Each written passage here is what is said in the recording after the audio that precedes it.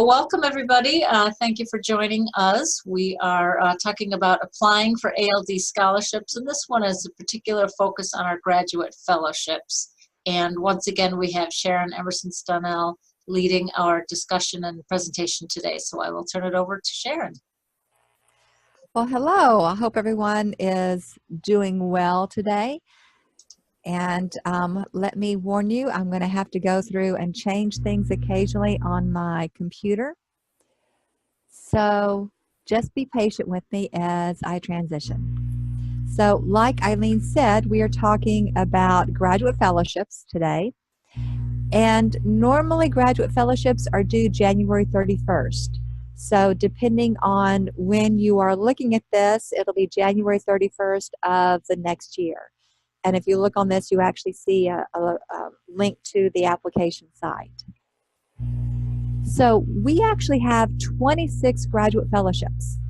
And for these graduate fellowships, they range from $3,000 to $6,500. And like I mentioned before, the application is due on January 31st.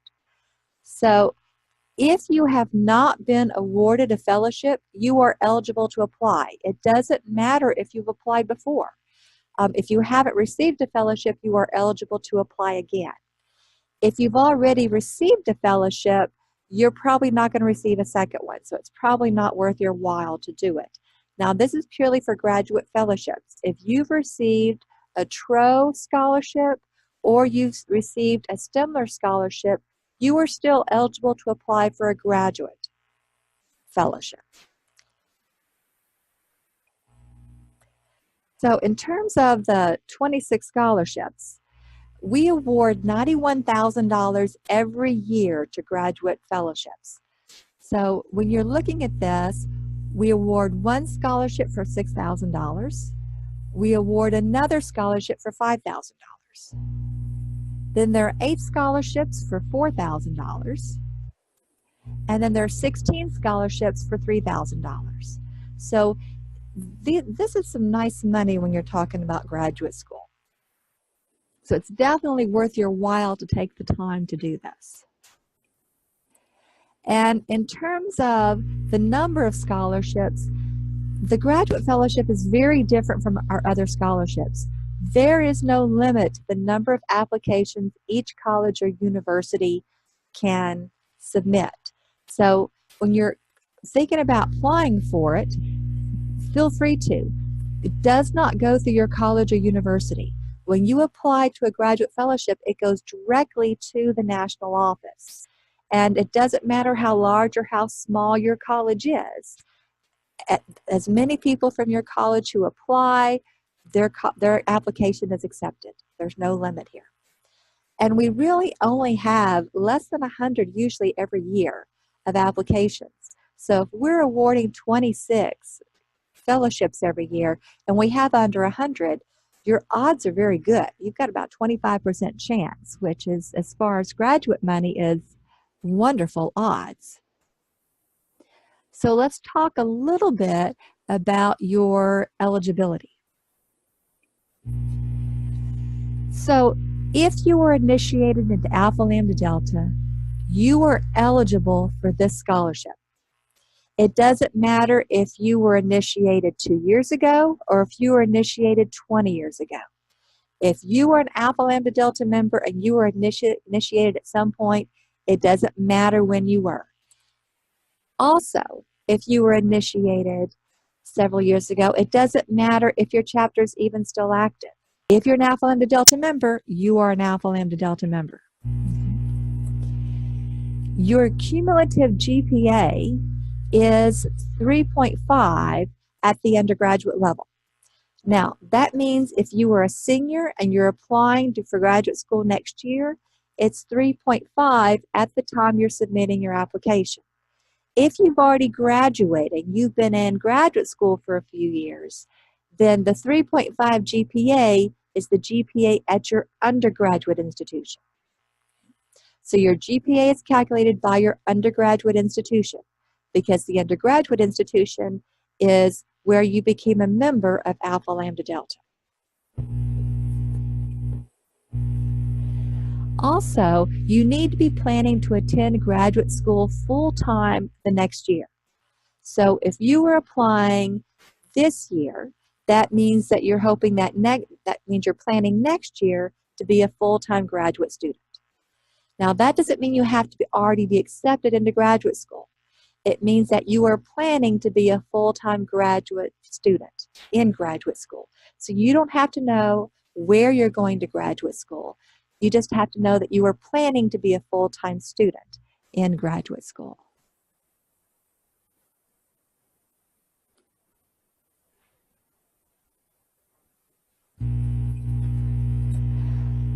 Also, if you are in a fifth-year program, you can apply.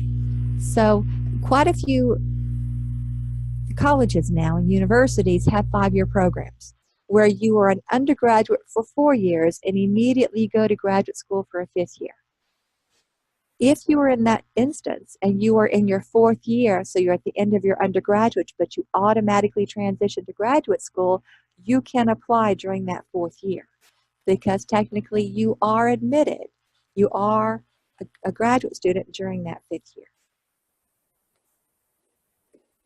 And once again, just in case, here's another place where you can actually find the location of the application.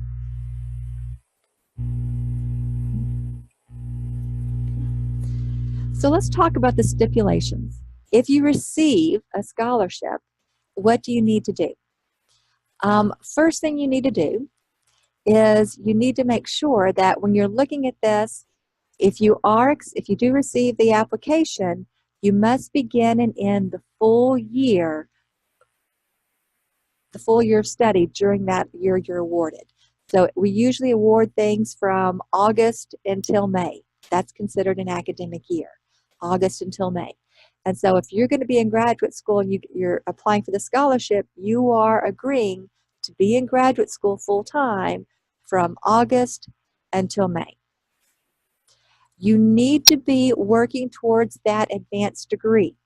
So it doesn't matter what level it is, it's a degree beyond the master's degree. So you're working towards that degree during that year. And the money needs to be spent for educational purposes. Now, that includes things such as room and board. That also includes things such as travel for conferences, because you're going to be doing more of that now that you're in graduate school. You may not have had to attend many academic conferences when you were an undergrad, but you will in graduate school. It's part of the research process. So all of that is considered educational purposes. If you're not sure about whether or not you have something that is an educational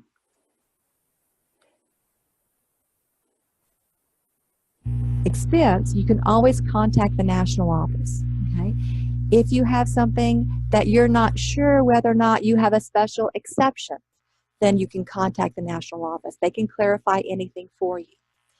I do have a question, and it says, if I already have a full tuition stipend for graduate school, can I still apply for the fellowship? And the answer is yes. The fellowship is based on your merit. It's not based on financial need. We realize that just because you have a full tuition stipend doesn't mean that that's going to pay anything towards your living expenses. And it's very difficult to work part-time in certain majors, especially in graduate school. So you are definitely still eligible to apply if you have a full tuition stipend.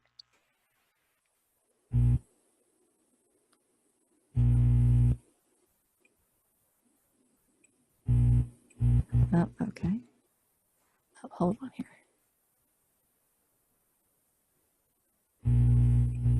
Okay, so as far as the application information, I already mentioned it to you. You will apply directly to National Alpha Lambda Delta. You will not go through your undergraduate institution. You'll apply directly to the national office. You will need an official transcript from each college that you attended. So if you went to summer school at one of the community colleges in your area, you will need a transcript from that as well. If you've actually attended several different colleges. You went to one college for 2 years, then you transferred and went to another college for the last 2 years. You will need a transcript from both of those colleges. If you are in graduate school already, you will need a transcript from the graduate school that you are currently enrolled in. So that could take time for you to collect all of this information. So you definitely want to start doing this as soon as you are preparing your application. And once again, just in case you missed it, we've got another link to the graduate fellowship here. Now, when you go to the actual fellowship, you will see that several things are going to be looked at. So let's actually go and pull up this application and see what it looks like. Oops.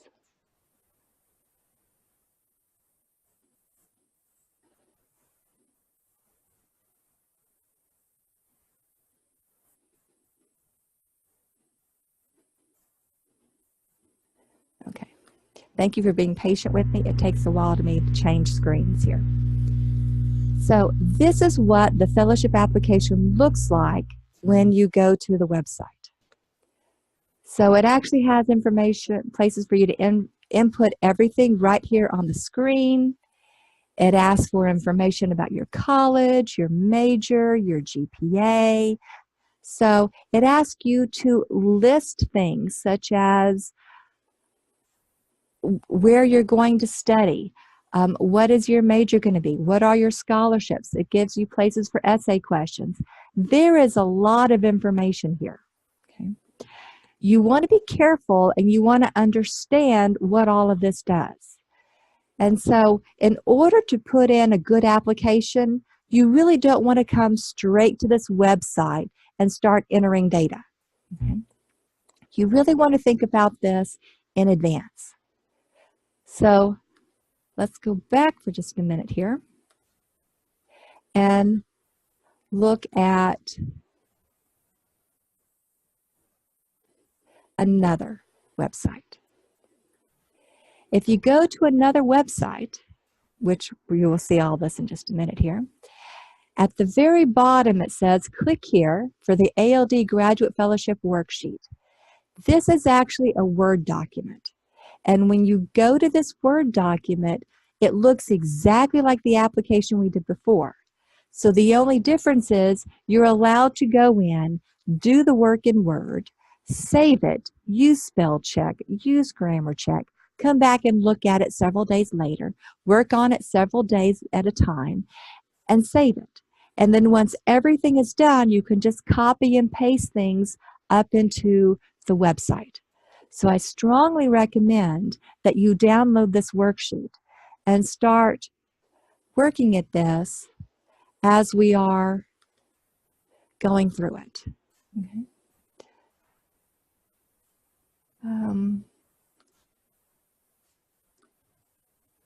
So let's go back to our PowerPoint. So as you're looking at this, it's important that you spend the time appropriately. So what we have on here is a listing of every single thing that you're going to be scored on that application. First, you're going to have the undergraduate GPA and test scores. So that's worth 20 points. And test scores are only if they're applicable. Some schools require a GRE or an MCAT or an LSAT. Other graduate schools don't require anything. So the test scores must be submitted if they are a part of the admission process for the schools where you were applying.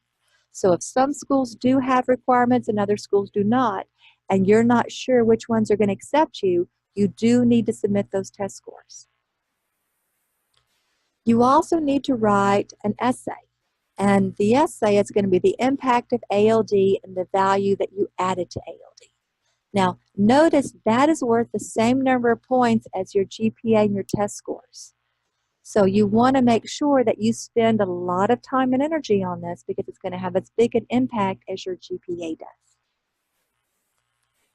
Also, as we're going through this, you can see that we have 10 points for employment, and this is employment that you have had up until this point.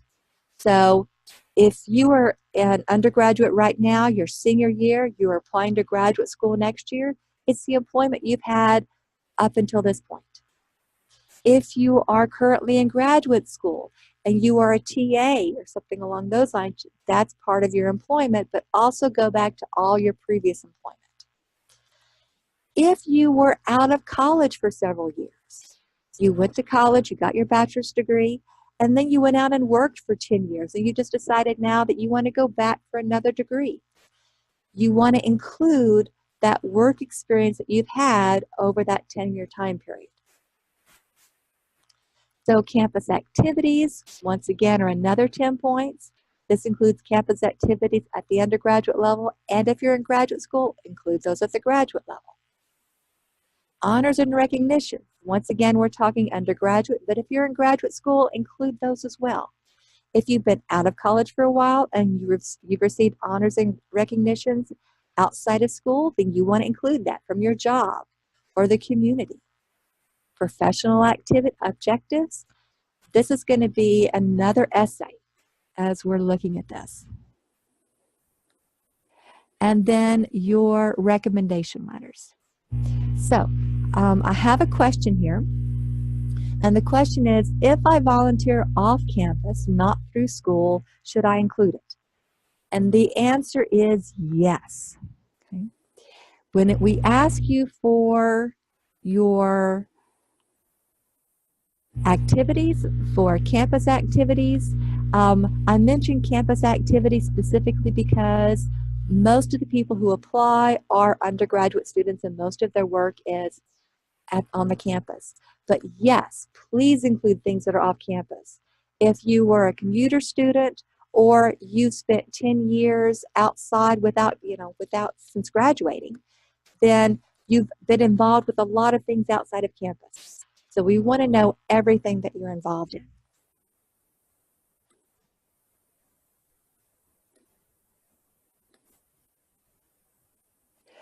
So let's talk about the actual application and go into some detail.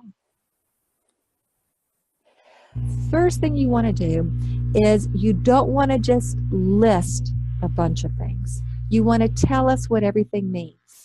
You need to keep in mind that no matter which school you are coming from, the person reviewing your application will not be from that school.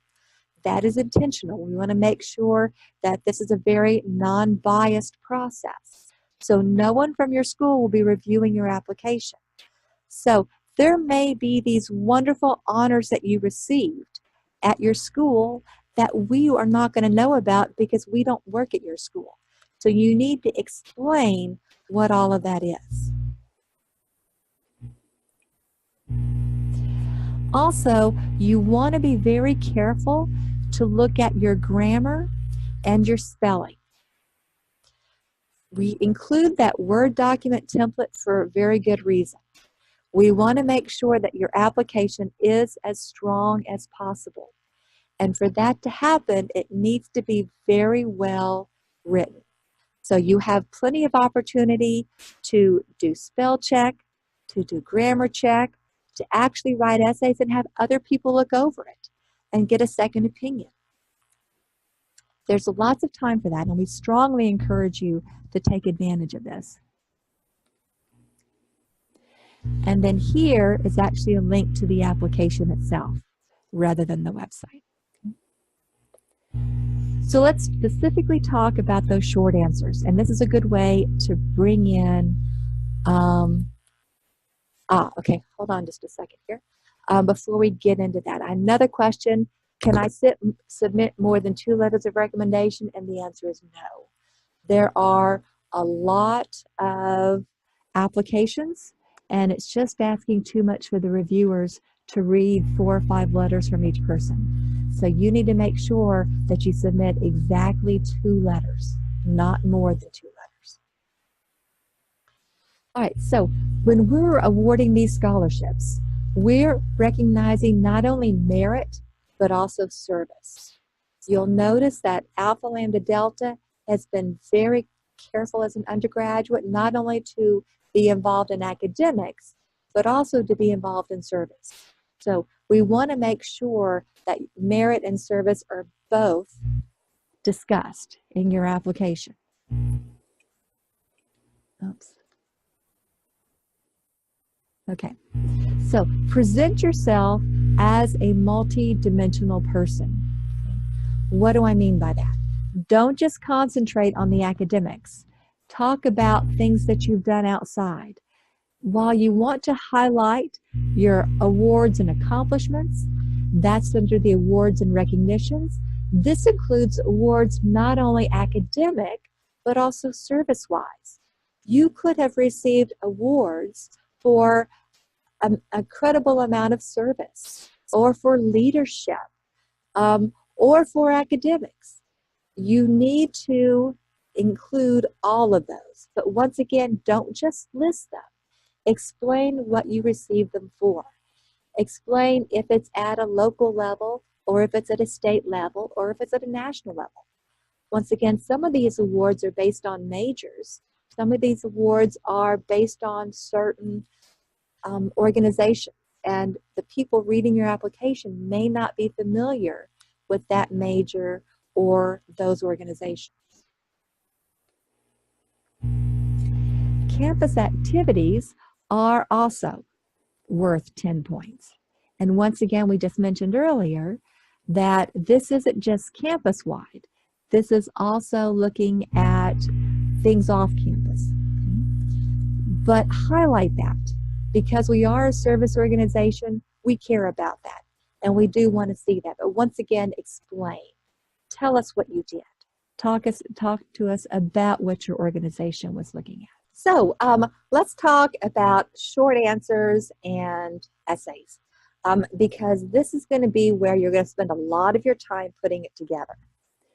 So when we look at this, first thing we want to talk about is you want to emphasize where your leadership skills developed. And so when you look at the first essay we talked about was the impact of ALD and the value that you added to ALD. And that's worth 20 points, which is one of the biggest point values that we have in this application. So you want to talk about the fact that you were involved in ALD. How did that involvement impact you, and how were you involved? How were you better because of ALD, and how did you make your local ALD chapter better because you were involved? Now, being involved doesn't mean that you were the president. It could mean that you were just a very active member. You did a lot of community service. You helped a lot with one particular project, an ongoing project such as tutoring for elementary school teachers, or elementary school students, sorry. And so that's what you want to talk about. You want to talk about how it helped you, but how you also helped others as we're going through this. So you want to make sure that you spend time talking about that. Also, when you're going through this, you also have, we mentioned before, those campus activities, which is also 10 points. But looking at this, you want to talk about what you have done in those organizations. And this once again includes those off-campus activities. So if you were involved in an organization, tell us what you did in that organization. Don't just say I was a president or I was a member. How were you active? How did you help lead that organization? Because we know you've been involved in much more than just ALD since the time period that you joined ALD. Also, there's another area where you're going to write a rather large essay, and that's on your professional objectives.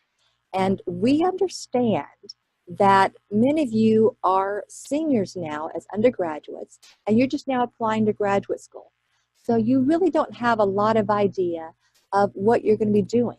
Some of you might be really lucky and you know exactly what you want out of life, and you know what you want to do, and you've been working for it for years.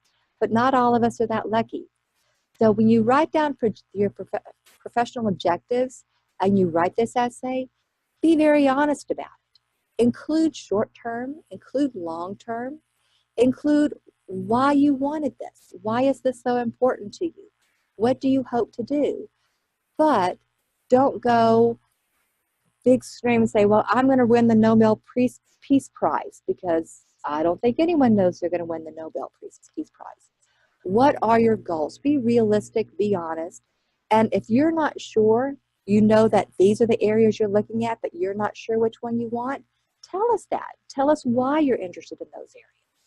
Because to be honest, graduate school sometimes is like undergraduate. You may get there and you may change your mind. You may find things that were more rewarding in another area than you originally planned. And we realize that. That's part of growth. So let's go back to those 2 letters of recommendation that were asked about before. You were only allowed 2 references, and it's worth 20 points. So it's equal to the ALD essay, and it's also equal in points to the GPA and the test scores. So you want to be careful with these references. One of these references must be a faculty member or instructor of record. There is no exception here. You must have a reference from a faculty member or an instructor of record. This is an award for graduate school. We need someone who can talk about your academic abilities. The second reference can be anyone you want except a family member. We have in the past had people who've had family members who wrote wonderful letters of recommendation. Of course they did. They're related to you. I've been on these committees for years. I can honestly tell you, I don't take much credit with those letters. So do yourself a favor. Do not include family members. Okay? They may make you sound wonderful, but it's not going to give a lot of credence to your application. Okay, I have another question on here. What content do you look for in a good letter of recommendation? Well, this is graduate school. So the biggest thing for graduate school is going to be your academics, which is why that first letter must be a faculty member or an instructor of record. We need somebody who can talk about the fact that you will be successful in graduate school. You are worth Alpha Lambda Delta investing in, because that's what these are. These scholarships are investments in you. And so you want to make sure that one letter talks about why you are a good investment academically. Now that second letter, it's wonderful to have someone who can talk about all your leadership skills, your service, and so on. That's fine. Sometimes the faculty member can do both, because sometimes a lot of the service and so on that you did was actually inside the department with organizations and clubs that were in that department. So sometimes letters can do double, but sometimes that second letter might be better off on someone who can actually talk about your service and your activities.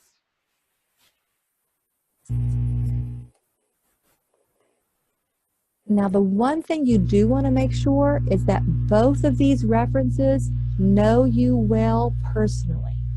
They're not just someone that saw you in a classroom or said hi to you passing in the hallway. These are people who know you well and who can talk about you. They know personal stories about you. They consider you a colleague. And so you want those people to write letters for you. And do them a favor. Give them a vita or a resume so they see all that you've done. Now you don't want them to write a list of all the things that you've done, because that's in your application. But what you do want is you do want them to be able to reference things that they can relate to, that they personally have information about. But that being said, also don't just hand them a sheet of paper and walk off. Spend time. Talk to them. Explain, make sure they understand why you want to go to graduate school. Make sure they understand what's important to you. What are your goals? What are your aspirations? Why are you going down this road? Those things will help them write a better letter as well.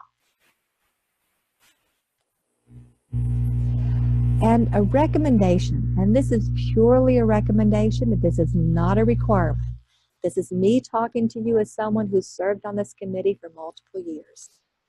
If you've been in graduate school for a year or longer, it probably is a good idea to have one of these references be someone from your graduate school.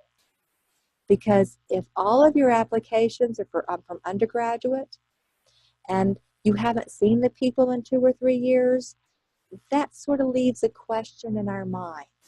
You know, why isn't something going on from the last 2 years? So if you are new to graduate school, then this is your first year. No, it makes no sense for you to ask for a reference from graduate school because no one probably knows you that well. You're probably the person sitting in the front row that really hasn't had a lot of chance because you're struggling just to make that transition. But if you've been there a while, you've made all of the connections. And so you have those people that you can refer to. Something else, and this is just purely personal, is if you graduated multiple years ago and you went to work and then you're coming back, you know, it's okay to have a reference to be someone during that period in which you were working, because that person during that period can talk about how you've grown and what you've done during those adult years and why you want to go back to graduate school. So be mindful of your position and put together the application that will make you look the best you possibly can. The only thing we have to look at when we're looking at these are the papers that you send to us. And we really want to know everything we can about you. So your references are that one chance to give us something personal. So let's talk about your responsibilities once you have applied. What is going to happen once you've submitted that application? So first is that everyone will be notified either in April or May. I say April or May because sometimes weather gets in the way. This year, weather happened. We had a lot of issues with the winter storms, and so we had to delay the application from January 31st into February. Well, that postponing of the applications into February postponed the notifications that are going to go out. It took longer for us to review because we couldn't start as early. So when I say April or May, May is in there because we want to make sure that your expectations are clear.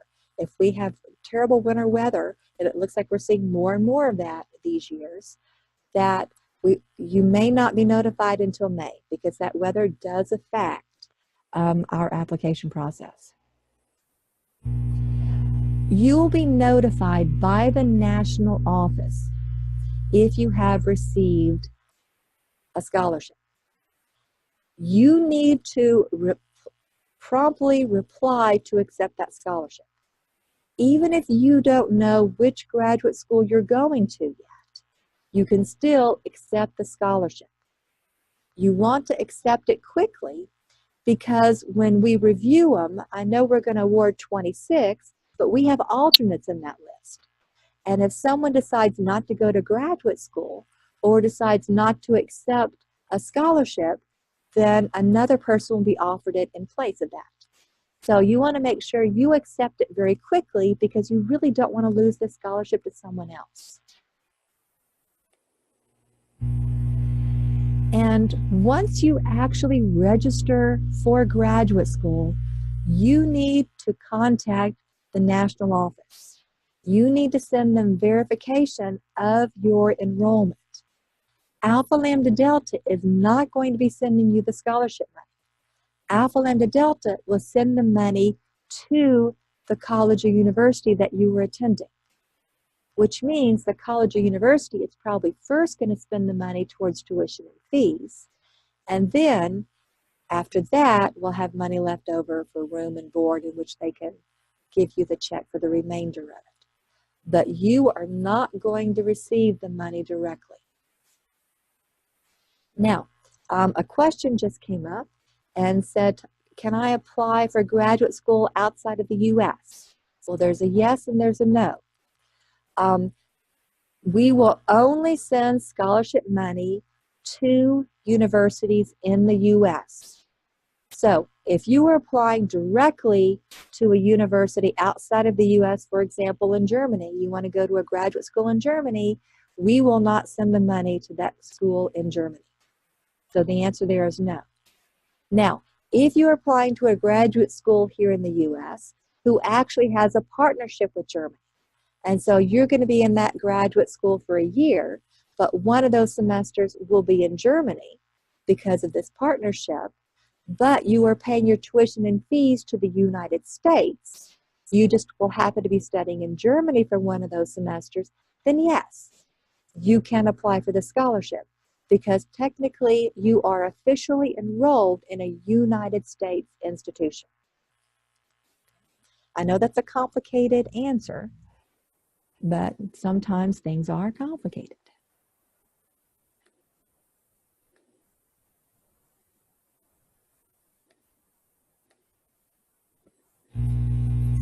So let me go through before we close out here and share with you the general website. If you go to the National Alpha Lambda Delta and you go to awards and scholarships and you go down to graduate fellowships, this is the site you will come to. And you'll notice there's a place for you to click to apply. You will notice as you go through here that the points we talked about are right here. So you know exactly how you're going to be scored. And then there are quite a few questions and answers as we're going through this. And once again, if you have a question and it's not here, then you can always contact the national office and they will let you know. But all the information I've given you is here. Okay? It's on the website and a little bit more detail than what we had before.